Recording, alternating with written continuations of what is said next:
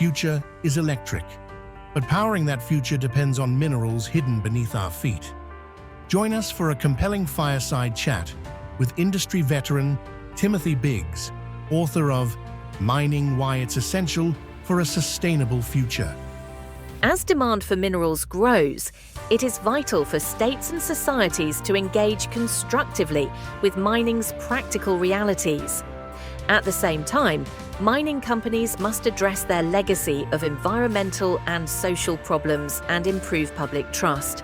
Our discussion combines technical insight with broader reflections on mining's evolving responsibilities and its central role in enabling climate solutions.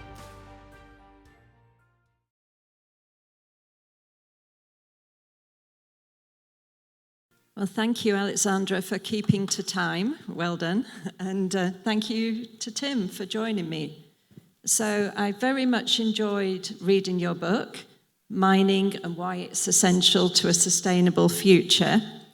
But my first question would be, what drove you to actually write it? Yeah, thanks, Roz. Well, funnily enough, we heard yesterday from somebody at a very fine, globally respected London university, and it was at that university about 7 years ago. I was giving a talk to a group of engineering students, and it became very clear to me very quickly that they had absolutely no idea about mining. And I went away, I guess I was a bit shocked actually, and I went away thinking, well, I need to do something about this. But then of course I didn't, because my day job got in the way until a few years ago when I thought, I'm actually going to do this.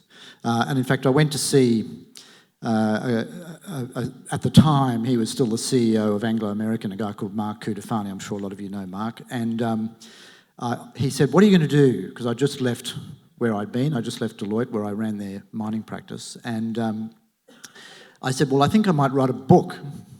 And Mark said, well, that's fantastic. Do you want me to write the foreword? And I thought, well, this is brilliant. It gives me a bit of credibility. I mean, nobody knows who I was, but everybody knew who Mark was. So I thought, well, this is great. But then, of course, having agreed that he could write the foreword, I had to have a book for him to write the foreword in. So then I had to write it. So I did. Fantastic, yeah, and it's a great read. But who did you write it for? Was it those university students, or was it broader than that?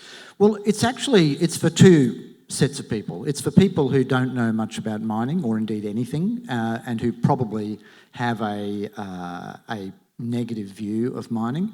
In the UK, and of course this applies in Europe as well, in exactly the same way, there is a whole group of people whose only understanding of mining is from their grandfathers who worked in legacy coal mines. And it was dirty, it was dangerous, it was polluting, it was pretty horrible. And that's all they know about mining, is what they've been told by their 80-year-old grandfather who worked down the pit. And so the book is aimed at people who know nothing about mining or have that negative view, but it's also aimed at us, because one of the things that is extremely clear, we've talked a lot here about, today and yesterday, about how hopeless it is in Europe trying to get things done in the mining industry. But a lot of that is because as an industry, we are completely and utterly hopeless at promoting our own industry. We sit here and talk to ourselves, quite rightly. I mean, don't get me wrong, I think it's really important that we talk amongst ourselves about the topics and issues that are critical, but then we have to go out and talk to the world about them, and we don't really do that very well. And what I really would like would be for this book to be a bit of a primer to help people go and do that. And I've had a couple of people say to me, I was having an argument with somebody about why mining actually is good, and they literally said to me, I used stuff from your book to help me win the argument. Because it's pretty black and white, actually. What we do is essential. How can we not win the argument?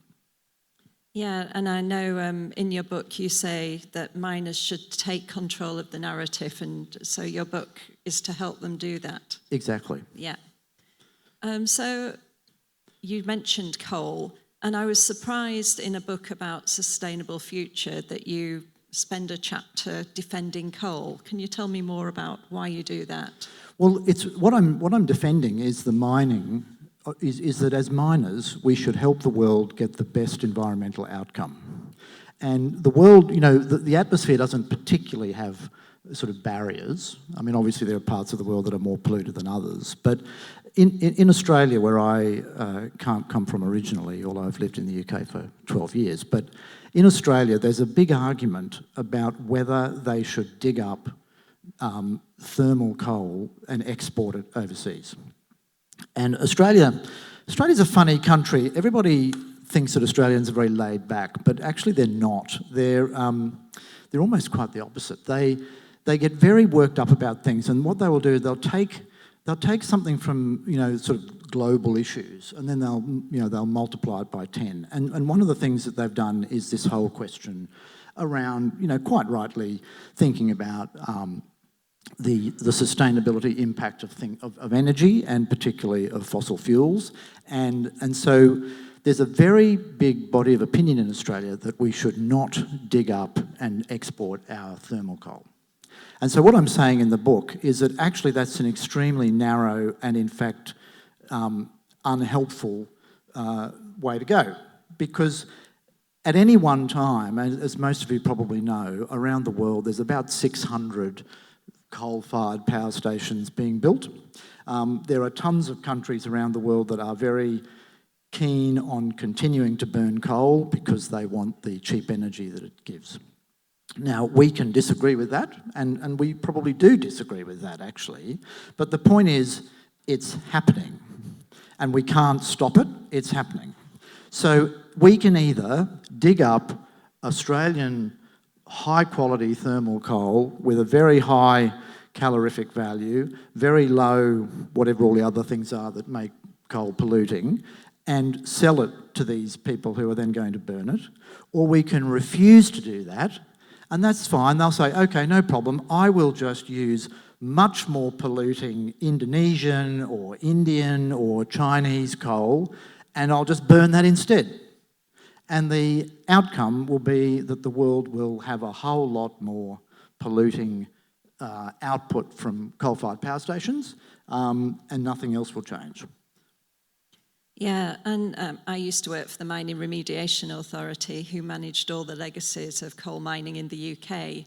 And hopefully in countries like Australia, they'll be more responsible about dealing with those legacies. And I know legacies is something you focus on in the book. Would you like to say more about that?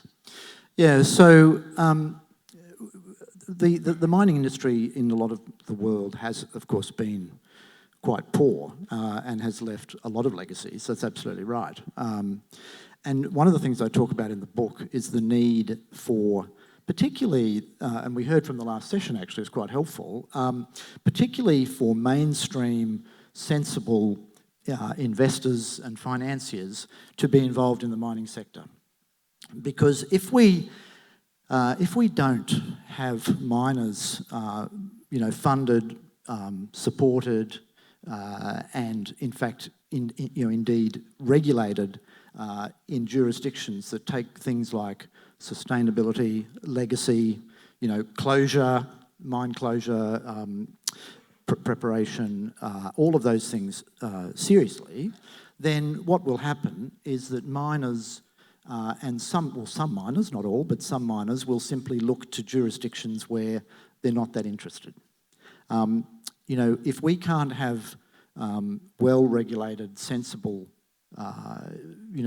financing and management of mining, then they will simply go to places where they don't care about it, and they will get the state-owned enterprises of dodgy countries, private capital that has no interest in these things. They will fund it, and so I think it's important that we present mining for what it really is, so that it can be in the public realm.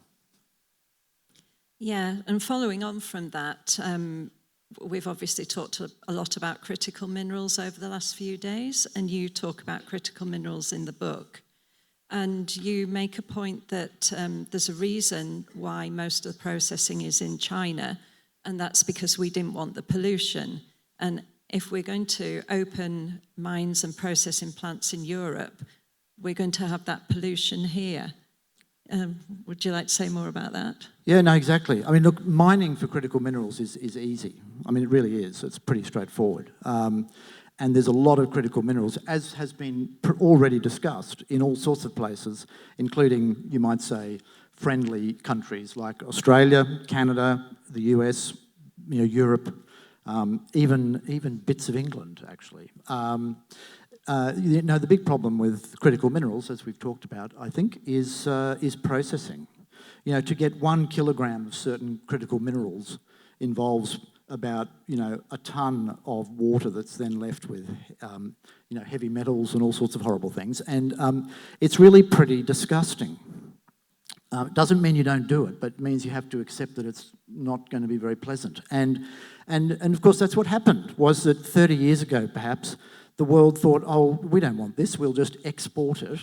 We'll export our pollution to China, and they did. And the Chinese said, that's great, we'll have it, thanks very much. And that's what's happened. But getting it back again, quite apart from all the things like, expertise and all those things, the political will, as we've talked about, I'd be frankly amazed if the political will is actually there to let people build some of these processing plants. Yeah, and similarly, you come up with the idea of locally sourced bulk materials. If we're serious about climate change, we need to get our iron ore here in Europe. So do you think it's possible that they're going to allow permitting? We've heard a lot about permitting over the last few days of large mines like you have in Pilbara. Yeah. Look, it's tricky, and there was one of the comments I really liked, it came up just before and it came up yesterday, is the competition for land use. I mean, we have to accept that Europe is a crowded continent. I mean, in Australia, the Pilbara, which is probably the world's most amazing iron ore region, as I say in the book, there are more kangaroos up there than there are people. So it's really quite easy to build a mine. Exporting is easy. You have a 1,000-mile railway down to a port and you stick it on a ship. And there's nothing in the way. I mean, you literally won't go past any of those holiday houses that we were talking about just a moment ago. So I do accept that getting iron ore perhaps permitted in a more crowded part of Europe is going to be difficult.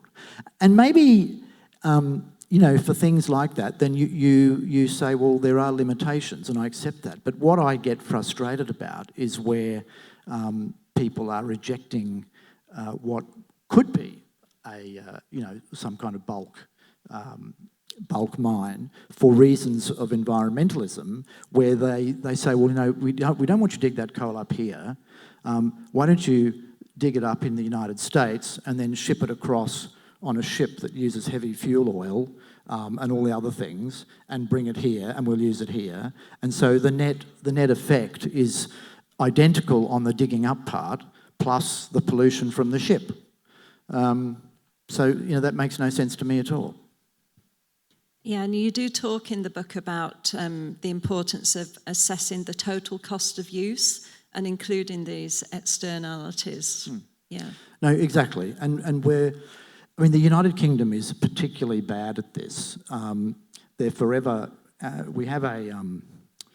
I don't want to get too political, but we have a minister or secretary of state for the environment who, in my opinion, is just a dangerous clown. But he loves talking about the impact on the UK. But the UK is a very small island surrounded by lots of other countries, and the notion of, well, we won't do it here, we'll let them do it there, is meaningless because the impact on the world is identical. Absolutely. And when I worked in Department for Business and Trade and I was involved in the critical mineral strategy development, we had some round tables with various groups, investors and NGOs, and the NGOs were completely anti-mining and said that we should just recycle.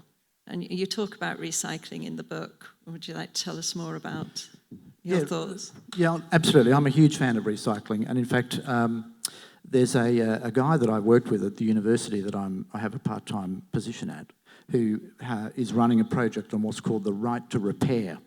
And I think this is really clever because basically it's saying, you know, products, particularly consumer products, should be manufactured specifically such that they can be repaired and therefore, you know, effectively recycled, just keep using them rather than being disposed of. And I think that's really fabulous. But the issue with recycling, of course, is that particularly bulk materials like steel and copper, a lot of that goes into infrastructure, which then lasts for a long time, well, hopefully lasts for a long time. And so if you are a nation like, say, India, and India is rapidly seeking to urbanise, or in fact, just like China did, you know, a lot of the product that they're using is going into very long life assets. And so you can't recycle it, you know, that particular steel, because hopefully it's going to be in a building that will be still there for 50 years. So you need more steel. So recycling is a very important point, but it can never, ever be, you know, all of the solution. It will never be all the solution unless you rip down all the buildings we currently have. So, yeah, fan of recycling, but it will not remove the need for mining. So we've heard a lot about environmental stewardship over the last few days, and you say that actually you think, particularly in places like Europe, a lot of environmentalism is actually NIMBYism. And you talk a bit about the importance of minimising the footprint of mining, and I know Mark Cutifani is a big advocate of keyhole mining like Woodsmith. So do you think keyhole mining is the solution to reduce NIMBYism? Yeah, so, I mean, we heard about an example of NIMBYism a moment ago on the panel about talking about mines being rejected because the trucks would drive past holiday homes. And I mean, look, frankly, I could understand that would be annoying. There's a mine in Australia, a place called the Cadia mine. It's a gold and copper mine. And it's a fantastic mine. It's a big block cave operation. But it's right in between a whole lot of really beautiful sheep properties, and the local farmers just hate it, and they're doing everything they can to close it down. Now, I don't think they'll succeed, but they think it's a blot on the landscape. Woodsmith's a great example. I mean, Woodsmith, for those of you who don't know, is a massive polyhalite mine that's being developed in the north of England, and it's the mine, the ore body itself is underneath a really lovely national park. And a lot of people get worked up because it's underneath the national park. But of course, it actually doesn't matter if it's underneath the national park because it's a few hundred metres down and it's all underground. I mean, the term keyhole mining is absolutely correct. I mean, the surface operation is outside the national park and is very, very small. And there's a shaft and they go down, and then the mine itself is under the national park, but you wouldn't know and you'll never know. So I do think it's a great idea. I mean, some countries, Mexico, you may remember, had a very recently tried to ban all open pit mining, which is a bit crazy in a country like Mexico, but you could sort of see where they're coming from. So if we move to that sort of keyhole mining, low impact model, that's going to cost a lot of money. And I know you've got a chapter on finance, so how do you think the market's ready to pay extra to meet all the standards that it's advocating? Yeah, well, I think in a place in Europe, I think keyhole mining makes sense. If you went to, again, and I'll use Australia or the Atacama Desert in the north of Chile, and you sort of said to everybody, you need to stop open pit mining, I think they would quite correctly think you were mad, because one of the things that I've really noticed when you talk to people, and I've talked to a lot of people about this, when you talk to people about their opinion on mining, and they say, oh look, it's horrible, it makes a big scar on the landscape, and you say, well, have you actually ever seen one? And they go, oh no. So, the people sitting in Sydney saying that the Pilbara is making a mess of the landscape, I mean, what a stupid thing to say. I mean, there's nothing there. And I think it's simply not sensible or logical to demand that mines like that be underground. But if you said there's an incredible deposit just underneath Paris, well, of course, I think the ability to mine it with a tiny, tiny footprint on surface is a fantastic idea. Yeah, you don't want to upset the kangaroos in Australia. No, clearly not. Right, so we're coming to the end of our time. I'd like to say it's a great book and I encourage you to get hold of a copy. But do you have any last thoughts, anything else you want to say about the book?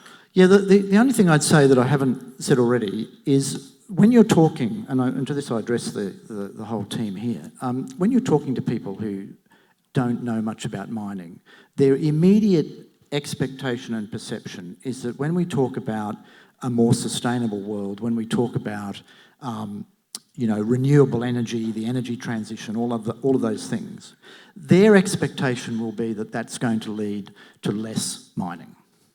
And we need to very quickly disabuse them of that notion and help them understand that actually, no, it's the exact opposite. As we move to the electrification of everything, as we move through the energy transition, we're going to need to do, as we've heard a lot at this conference, we're going to have to do a whole lot more mining. And so they need to understand it, and that's the point of the book. And to do that, we need more miners, and I know you do a lot of work to try and encourage people to join mining. Yeah, and maybe if you've got a 15-year-old, it's a bit like, I don't know if anybody remembers, but the Jesuits used to say, give me a child till they're 7 and I'll have them for life. Well, miners need to say something like, give me a child when they're, 12, and I'll turn them into a miner. Because unfortunately, I don't know what it's like in Europe, but in the UK, and I've got to be careful not to be too political here, but unfortunately the teaching profession is quite full of people who naturally are inclined to dislike mining. And those people influence our children. And we need to help ensure that the next generation of miners have a more, let's call it more balanced understanding of the mining industry so that they will consider a career as a geologist or as a mining engineer or whatever. And hopefully the book can help do that. Fantastic. It's been a pleasure talking to you about it. Thank you. Thank you.